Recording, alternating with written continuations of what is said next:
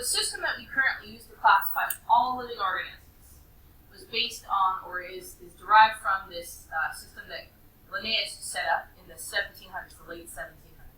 Even before Darwin was out writing about evolution, people were able to recognize, hey, these things look a lot alike. And so they started organizing, or rather, he started organizing things based on relationships and setting up a system where we could describe how close is the relationship based on primarily physical characteristics and fossil characteristics as well. But they didn't have DNA technology to be able to sample, and they didn't have this idea of common ancestry. It turns out this is a pretty good system. It still works given all the additional information that we have. So the way we would do this is, and you guys hopefully remember this from your IAs, when we're writing a scientific name, the genus name forms the first part of the scientific name, and the species name forms the second part of the scientific name. So it's sort of the organism's full and complete formal official name. But, as you know, lots of organisms have nicknames. We only have one scientific name for each species. Nicknames, just like you might be officially called something by your parents on your birth certificate, but everybody runs around calling you something else. There are lots of potential common names, but there's only ever going to be one scientific name for a species. And this allows scientists all around the world to be able to use the exact same terminology and know we're talking about the same organism. For instance, the mountain lion is also called commonly cougar, puma, sometimes jaguar, panther. It's called a lot of different things. So depending upon where you're standing in the world, you might not know that you're talking about the same organism. But by using its scientific name, Felis concolor, every scientist anywhere in the world is going to know exactly what we're talking about. And the scientific names often provide some information about the organism itself. So in the case of Felis concolor, it refers to the pattern, the color on the outer, on the puma's coat. The scientific names are generally made up of Latin or Greek root words. And if you start recognizing what those root words mean, and you're going to have a little chance to practice with that today, then it becomes easier for you to remember or to interpret what those things mean, and also in some cases to remember what they are because they are descriptive. The people who get to name them are the people who are the first to describe or discover them. So in the United States, there were these two guys that went across the continent in the 1800s, one whose last name was Mackenzie, Scottish guy, one whose last name was Wilson, no relationship, British guy. And their whole goal as they were running across the country was to describe more species than the other one. And if you are the person who describes it, you get to pick the species name. You may not get to pick the genus name. You can identify, hey, this is the closest related to this, and so they share a genus, but get to pick the species name. So you could name it something descriptive, like Felis concolor. Felis is the cat genus, so all the cats go in Felis.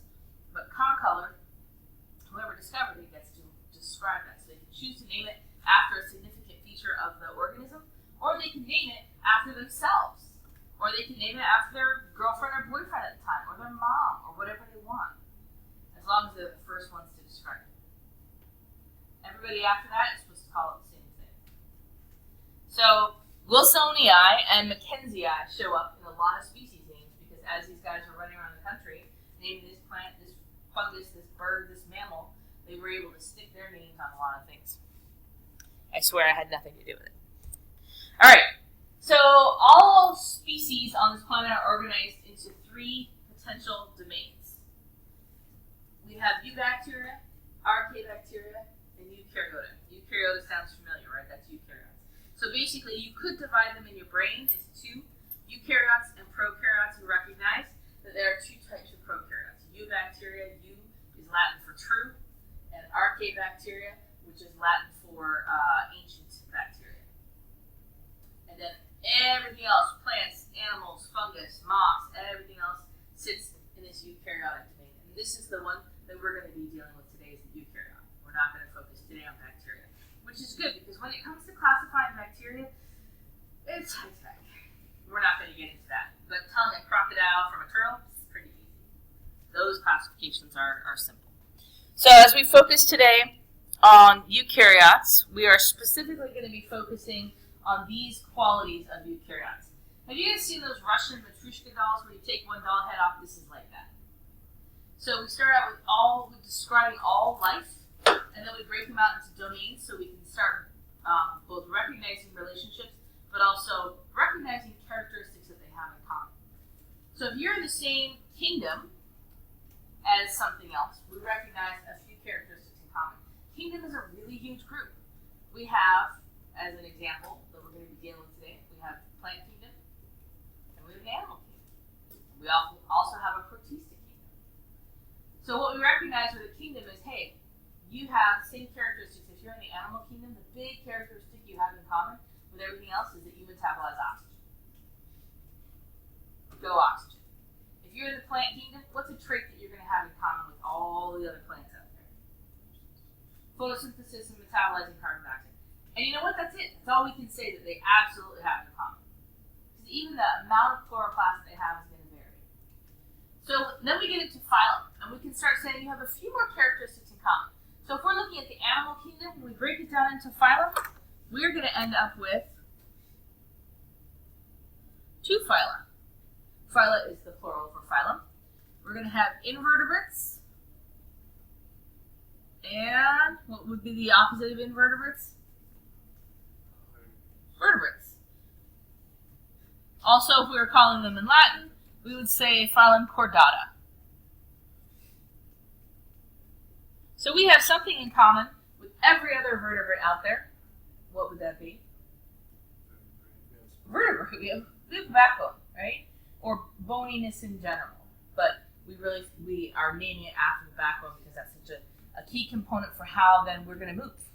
Muscle attachment, nerves, things like that. We don't have much else in common though. I mean, I don't have a lot in common with a lamprey or a frog. I have some stuff in common, but not very much. So the further we get down in this chain from kingdom, phylum, class, order, family, genus, species, the more we have in common with other members of the same group. So we get down into class, and we're going to talk about that in a little bit specifically for animals. When we get down into order, we're going to break a couple animals out into these systems so you can kind of see how much similarity do we have at these different levels. But by the time we get down into naming something as a species, there is only one organism that is going to have that name. And all the members of that are going to have a lot in common. So Homo sapiens, that would be humans. Every Homo sapien has a lot in common with every other Homo sapien. Even though within genetics, we've emphasized a lot that you are a unique combination of nucleotides, the actual traits that you have different alleles for are the same. We all have 2 eyes, 2 arms, 2 legs, taste buds, nerve endings, muscles that are very similar, that we could look at 500 different individuals and say, yeah, these are pretty similar. If I put my hand here, I'm going to expect to find a heart. There are the occasional, 1 in 200,000 that have it in a slightly different place. Slightly on the right, so slightly on the left. But I'm going to expect to see 2 lungs in all of those people once they've had surgery. Some things get very, very predictable once we get down into species. So I would like you guys to take a moment to write yourself a mnemonic sentence that would help you remember KP, or kingdom, phylum, class, order, family, genus, species. Now, some people have already heard of some, like King Philip, something. I don't know, I'm not British, and so remembering kings doesn't really do much for me. I would like you guys to write your own that is relevant to you.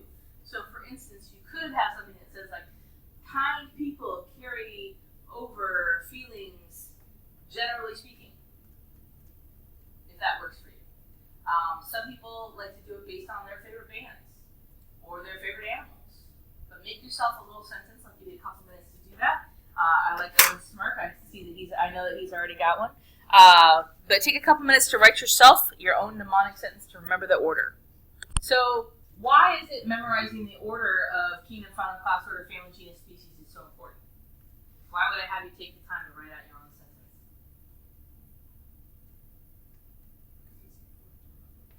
Because why?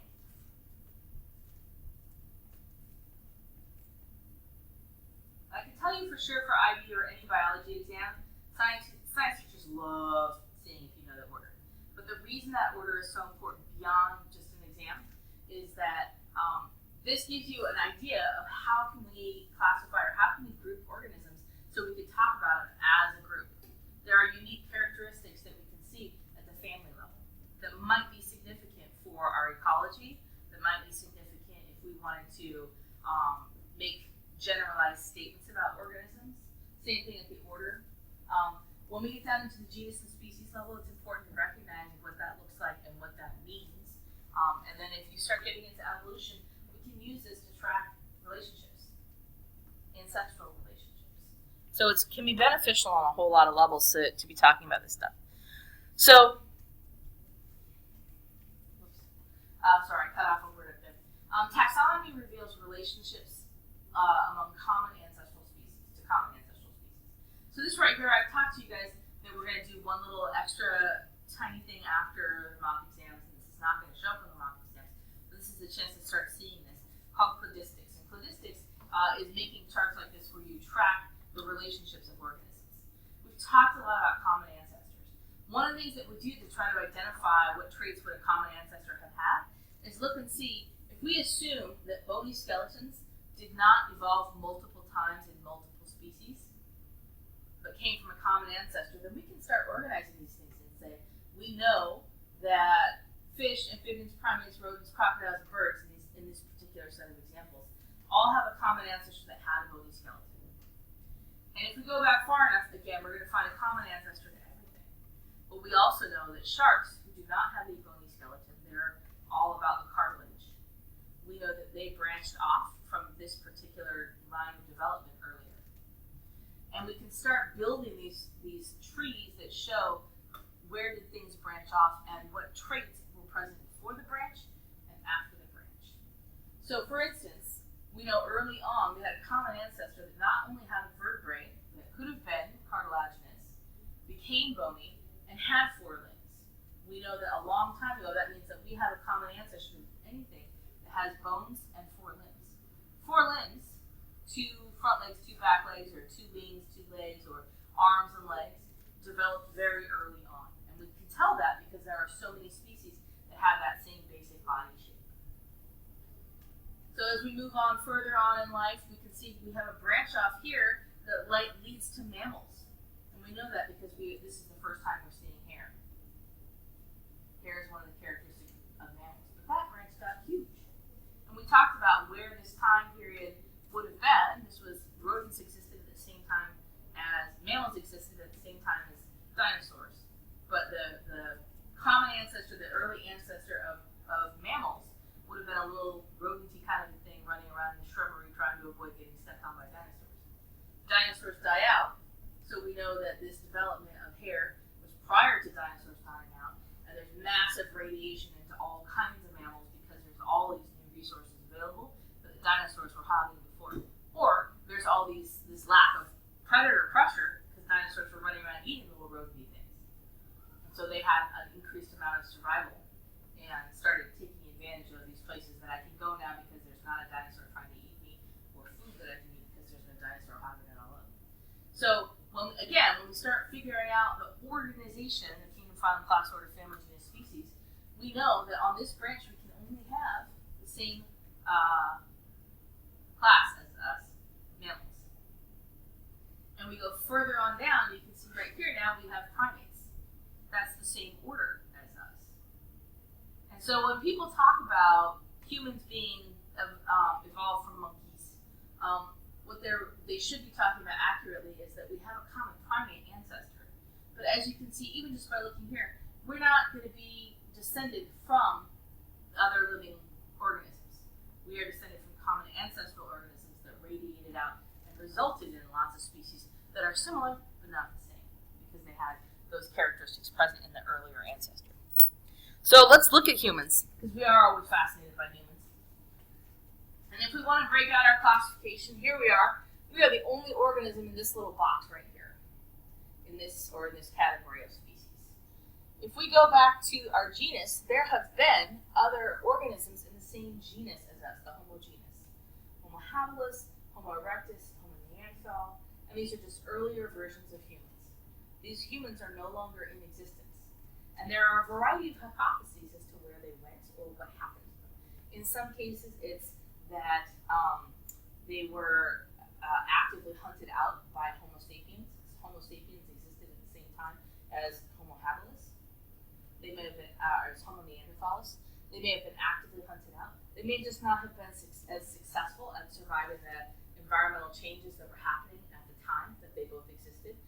And some recent evidence has suggested that, in fact, Homo neanderthalis bred with Homo sapiens and just disappeared because they hybridized, basically. And the way they do that is they have found Homo neanderthalis DNA in fossils, sampled that, and then sampled living humans and said, hey, wait a minute, you all have these genes that we haven't found present in other humans that we have found present in Neanderthals. Now everyone's looking around like, all right, who is in this room running around with Neanderthal DNA? Okay, so not currently in existence, but we do know that they have existed. We have the DNA, and they have similar characteristics to humans. Homo sapiens, do you guys know what sapiens means?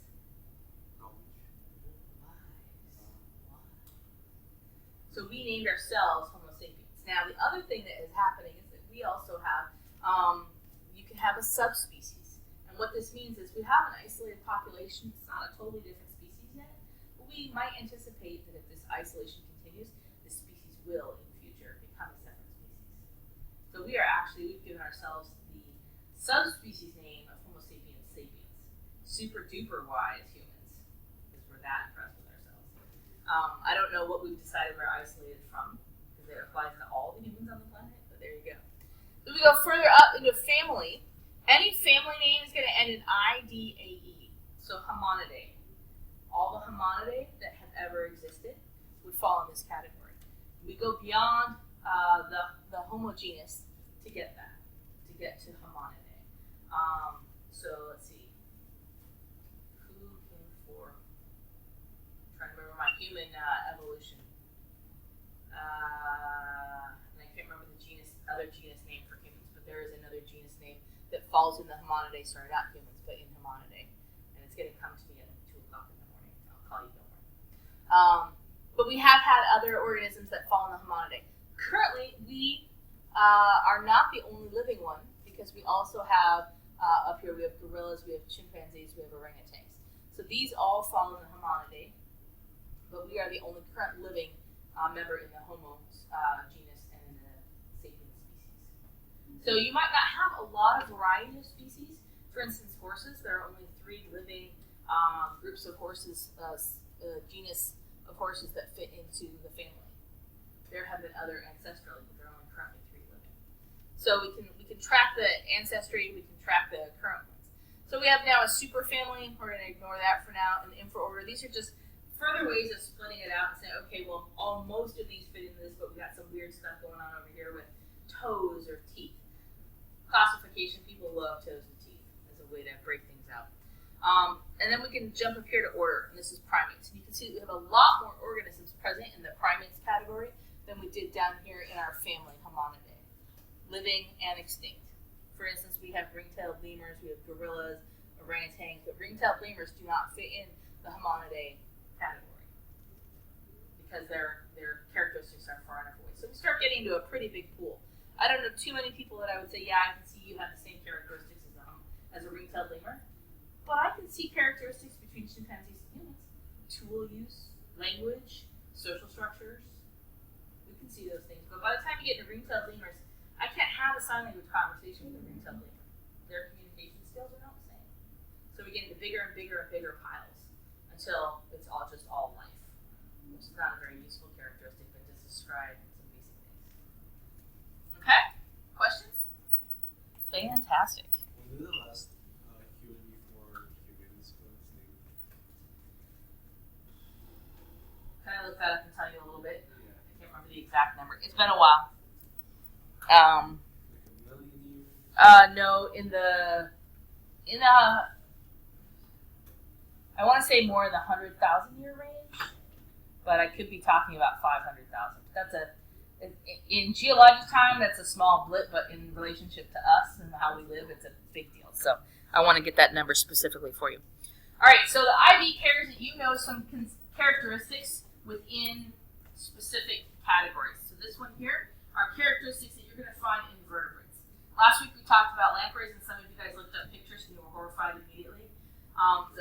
The key characteristic in identifying a lamprey is it's cartilaginous, which means it's really flexible. Kind of looks like an eel.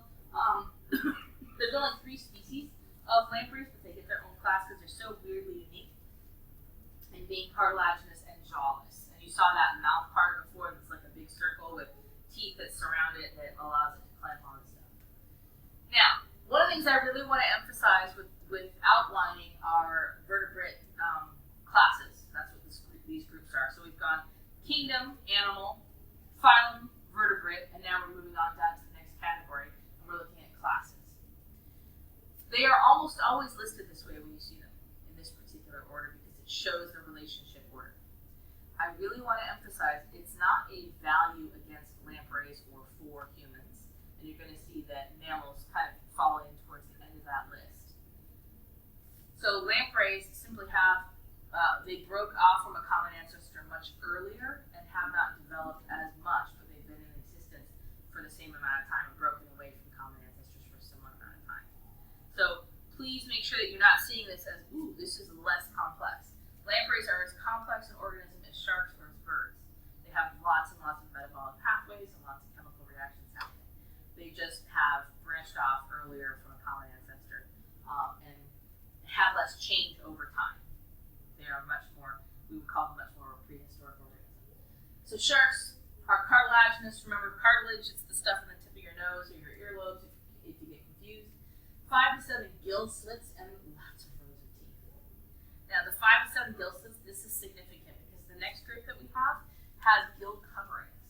So these are organisms that breathe underwater. They have gills. They have to have water flowing over their gills to deliver fresh oxygen. Sharks do not have gill coverings. They don't have a little flap that they can just kind of pump more water over like fish do. So what is one of the things that you know that sharks can do in response to that? They tend to stay moving all the time. Some people have said sharks have to move or they're going to die, which is not the case. If they're in water that's highly oxygenated, and there are some areas like the water's more turbulent, they don't have to swim as much, or they can sit quietly, and and like at cleaning stations in an area where there's underwater currents and position themselves so that underwater currents continue to bring freshly oxygenated water over their gills. So they don't have to move all the time.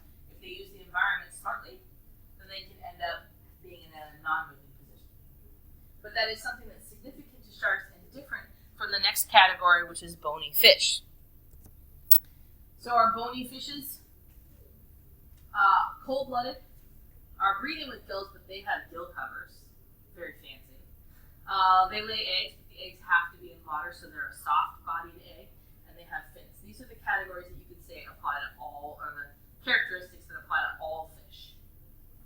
And often we call them bony fish, and I'm not going to task you with memorizing the Latin name, although if you wanted to, it's Osteichthyes versus Chondrichthyes. Chondrichthyes is cartilaginous, Oste means bone in Latin.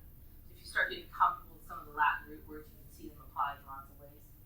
All right, so then generally speaking, our next organism that would have branched off from a common ancestor would be amphibians. And if you think about it, it makes sense that they branched off earlier than us because we have less in common with amphibians than we do with some of these other organisms that branched off later.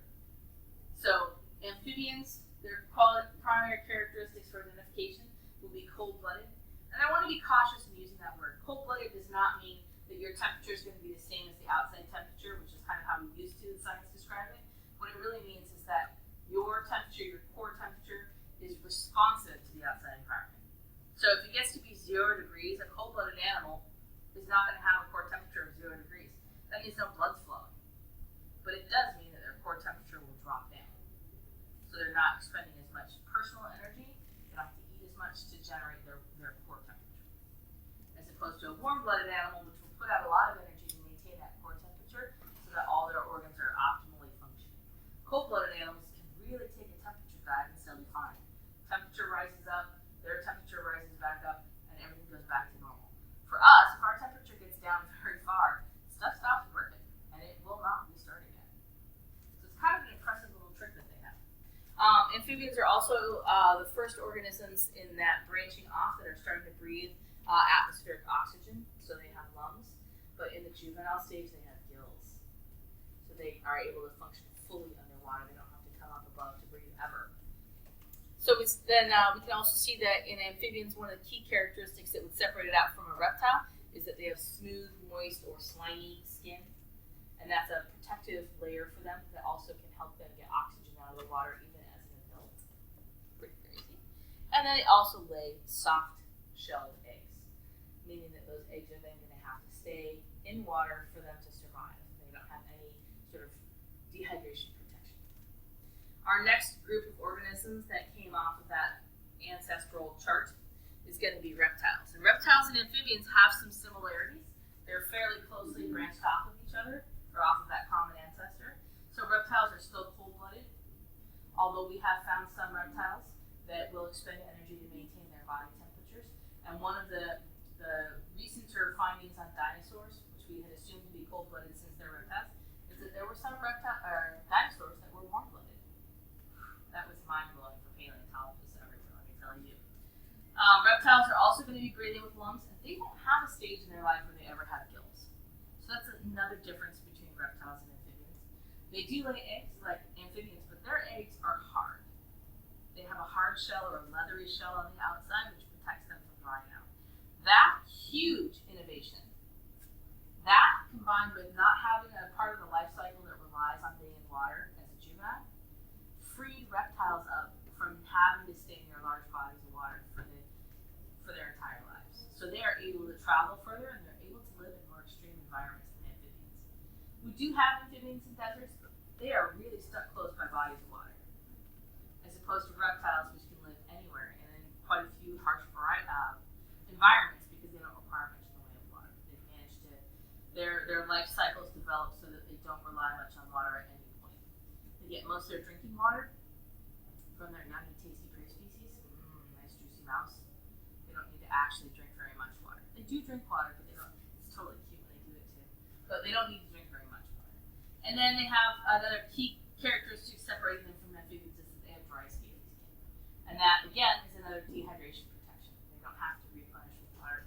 They're not going to lose water through evaporation through their skin. We're almost done with the vertebrates. We're moving into birds. So birds are our first branch off that have warm blood. They have similar eggs to reptiles, so we can see that they came from a common ancestor with reptiles that had developed that ability to have the hard-shelled eggs. They have feathers and wings, which contributes to their warm-bloodedness because they have an easier time maintaining that temperature. Don't spend as much energy on it. 2 legs. Their other 2 limbs are wings, so we know they came from that same common ancestor with 4 appendages. Breathing with their lungs, and they have bills or beaks. Now, what's not reflected in this chart, I'm not going to belabor with you guys, is that there's actually development in hearts through all of these as well. That the bird heart more closely resembles a mammal heart. The reptile heart more closely resembles a bird heart than a mammal heart. An amphibian heart more closely resembles a reptilian heart. So as time went on, the efficiency of delivering oxygen to these warm-blooded animals that really needed it to generate energy to maintain their body temperatures, the hearts actually became more efficient. Pretty crazy. All right, then we get into our mammals. Warm-blooded. Hair helps to maintain that warm blood. Producing milk for young, this is one of the key characteristics, in fact, how mammals got named, from mammary glands in mammals. Giving live birth instead of having eggs. There are some examples, and you're going to look at one example of that at homework tonight. And breathing with their lungs. We have no stage in our life cycle where we are able to breathe with gills unless you count fetal development. Yeah. Is the platypus the only mammal that lays eggs? It is not the only one, but it is one of those unique and freaky ones, and that's the example I'm going to have you look at for homework is the platypus. Yeah. Okay, questions? All right, we are going to talk now about the classes of plants. So going back to kingdom, we are now in the plant kingdom. No, these are phyla. Sorry, phyla of plants. So like for animals, we had invertebrates and vertebrates. We just had 2 phyla here. We're breaking it out into 4. And the primary way that we break it out is based on reproduction. Reproduction and a few structures present in the plants. Do you want me to talk these through, or do you want to write them down and then I talk? Okay. Vascular refers to phloem and xylem that are delivering water and food. Water to the leaves to drive photosynthesis, and food from the product of photosynthesis back down to the roots for storage, or to other parts of the plant body to produce flowers or fruits or what have you. So we have mosses which stay quite small because they are non-vascular and historically have also been small. There are a couple of plants that have gotten to be really big and non-vascular. Woo! Crazy, I know. But generally speaking, vascular veins are considered to be required to get very big, like a tree surviving without a way to get water up to the leaves, so that photosynthesis can happen is a bit of a challenge. Again, we have had some plants in fossil times that have gotten that big without having vascular systems, but they're not currently in existence. So mosses and ferns both reproduce with spores, and they both actually have a sexual and an asexual stage in reproduction. So mosses can reproduce asexually if there's no other mosses with which to exchange DNA, and they actually have an alternating life cycle where at this point in time all the mosses are reproducing asexually in an area, and then it switches over to sexually, so that way there's DNA to exchange on both sides at the same time. Ferns reproduce with spores, but the spores are in existence in a little different manner. They don't have that alternating life cycle, or at least not like that, not like the mosses do. Conifers, cones, cone-bearing seeds are tucked away underneath the scales of the cones. Flowering plants, the seeds are developed inside the flower in an ovule that then produce a fruit that fall off of the tree.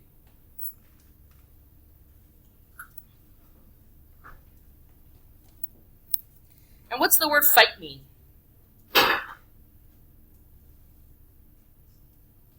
Plant.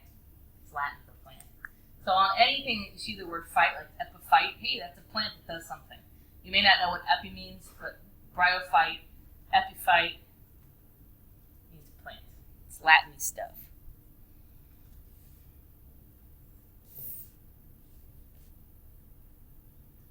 So if we go back into the land of animals, to the invertebrate phylum, there are a couple of classes that are important for you guys to know. There are more classes than what I'm going to talk about here, but these are kind of the key ones that we see a lot of organisms representing. The first one that I'm going to talk about is Platyhelminthes, which is Latin for flatworm. And guess what? It's got a shape that's flat, and it's a worm.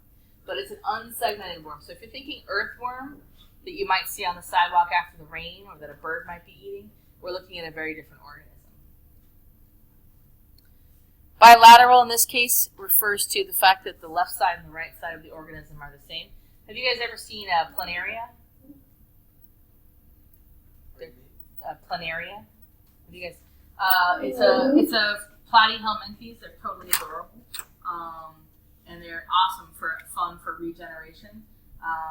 They're shaped like this roughly, and they have these two eyes, and they get used as regeneration because if you split them in two, if you cut with a scalpel, split them in two, and split these two parts, this half will replace itself, and this half will replace itself. So you have a two-headed planaria, or you can have a two-tailed planaria. Be the envy of everyone on your block. I don't know. I haven't seen more than two, but I'm sure that if you were very careful and gave them adequate nutrition, you might be able to get a four-headed. Whoa. I know, right? And does each head sentient? Well, that's it. A good question. Like, you mean, do I move over here? Do I move over there? Or am I thinking about Plato with his head and World of Warcraft with his head? Can we get some and try that? Not at this point in the year. Yeah, they are fun to play with, though. All right. So similar to what we had with the last one, I've got some categories to compare. So comparing to Platyhelminthes, we've got annelids. These are the worms that you're accustomed to seeing on the sidewalk, or that you might go fishing with.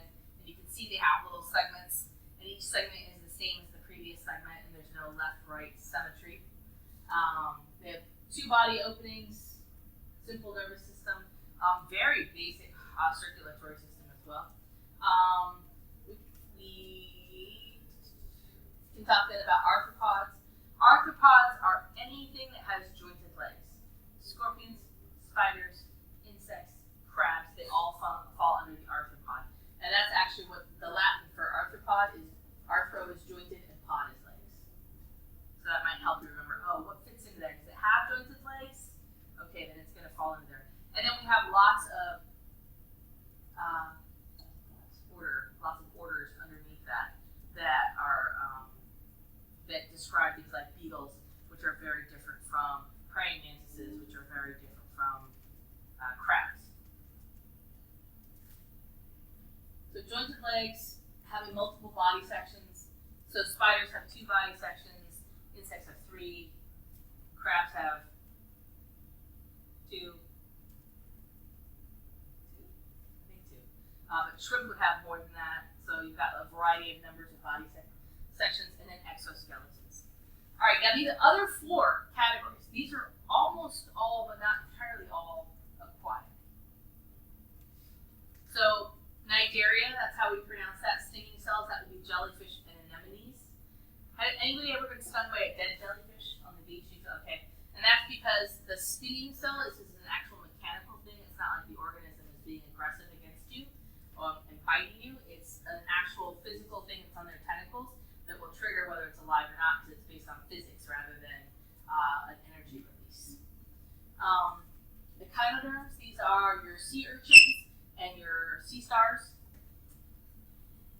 Anybody ever hear about the regenerative abilities of sea stars? Yeah, They also have that ability. There are some reptiles that are also able to regenerate tails. And then skinks. They're a type of lizard. Yeah. Skinks, yeah. Yes. Yes. And skink can drop a whole tail, and the tail will actually move to attract the predators so that they can get away. Yeah. Sea slugs are in the echinoderm. Yeah, sea slugs are in the echinoderm category, and sea slugs are actually able to eject their entire stomach when they're scared by a predator, and then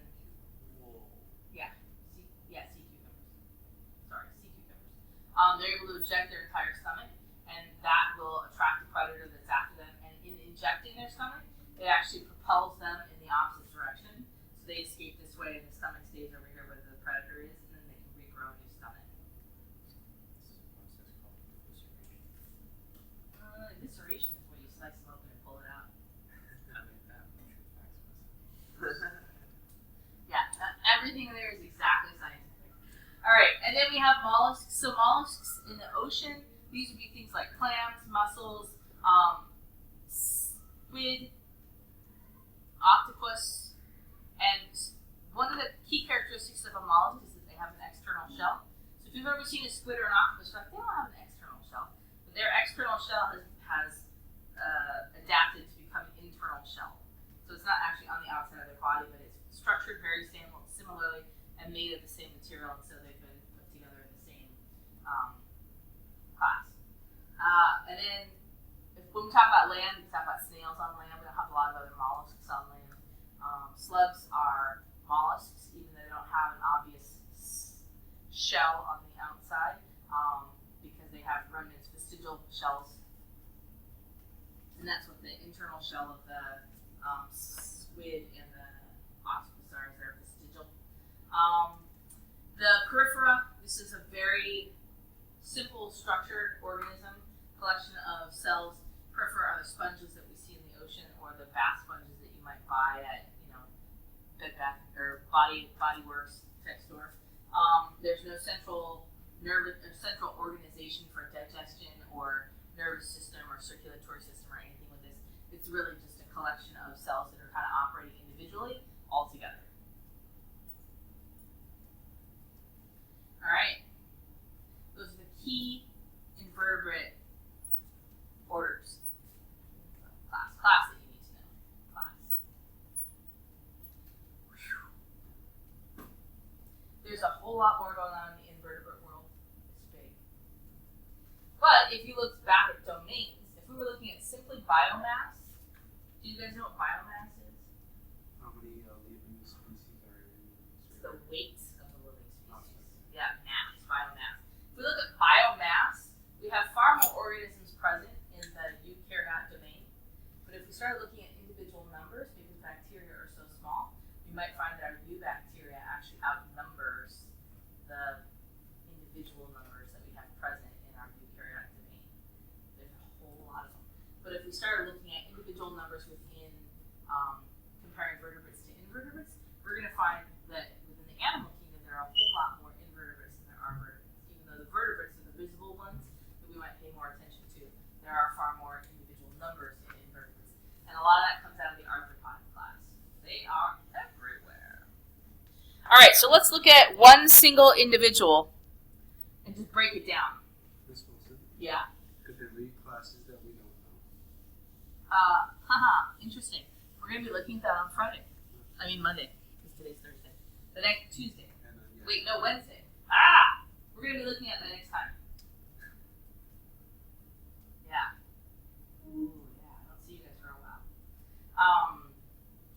All right. So if we look here at our friendly whale, we've talked about whales quite a bit. We start down here at the bottom, and you don't have to memorize this list. This is just to kind of show you how we can describe all these different things and how closely related they have, what their close relationships are. So we have our genus and species name, Orcinus orca. That means we know that this is the only organism that's going to have this combination of characteristics when we look at whales. However, we do have populations of whales. We have an Atlantic population, we have a Pacific population, and in the Pacific we have a resident population that doesn't leave the area, out by where I used to live, and we have a migratory population that goes from Alaska down to California. So we potentially, if we have enough isolation, we could end up with 3 organisms within Orcinus, and the only organism in Orcinus right now is the orca. But we could potentially end up with 3 different species in a long period of time if the Atlantic and Pacific populations stay separate. Now right now they could swim around, but they don't. They tend to stay separate. And then if the migratory group, let's say, so interestingly, the pods, the orca pods, are matriarchal, which means that the mamas run them. And so then they have the babies, and the babies get older, the females stay in the pod, and the males get kicked out. The juvenile males, teenage males, get kicked out, and they form their own little bachelor pods, wander around the ocean causing all kinds of havoc.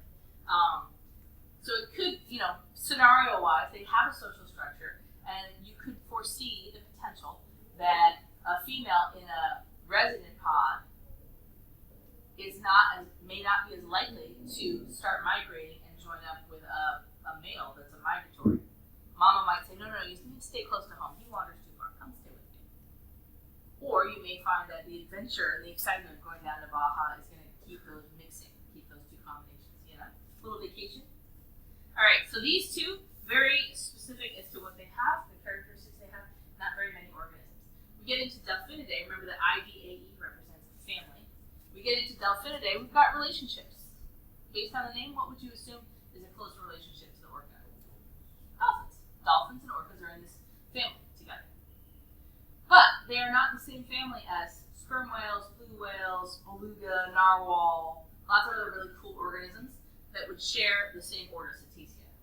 So we can say certain characteristics are in common with Cetacea that are different than the characteristics you're going to see in Delphinidae. It's a much bigger group.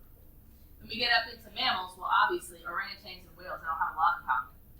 So we can start seeing a lot more differentiation and a lot more individuals that have less of a close relationship. But they all need oxygen. They all need atmospheric oxygen to breathe. So even though these guys, the Cetaceans, are spending most of their lives underwater, they still have to come to the surface to breathe. So we can start making some statements about, well, this is what they have in common with mammals. They actually have fur, hair. It's not like a furry coat. That would be less streamlined, but they do have hairs present on their bodies. And then, of course, they have a lot in common with lots of organisms that have backbones. Well, they have a little bit in common with lots of organisms, and then they have a little bit in common with all the animals. So we can track the complexity of their relationships with other organisms back through the system of classification. All right, so at this point, we're going to shift into an activity, and